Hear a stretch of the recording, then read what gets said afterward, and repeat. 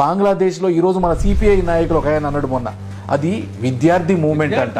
అంటే సిగ్గులేని దరిద్రుడు ఏ రకంగా మాట్లాడిందంటే అది విద్యార్థి మూమెంటా, విద్యార్థులకు చదువు చెప్పి అండర్ గార్మెంట్స్ బయట తీసుకొని చెప్పమన్నాడా. కానీ మూమెంట్ స్టార్ట్ అయింది ఒకటి, చేసింది పోయింది వేరే వాళ్ళ చేతుల్లోకి పోయింది. ఈరోజు దాంట్లో అసాంఘిక శక్తులు వచ్చినాయి, ఐఎస్ఐలు వచ్చినాయి, ఆపోజిట్ పార్టీలు వచ్చినాయి.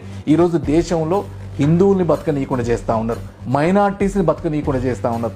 రేపు అదే పరిస్థితి మనం కళ్ళు తెరవకపోతే ఖచ్చితంగా వస్తుంది.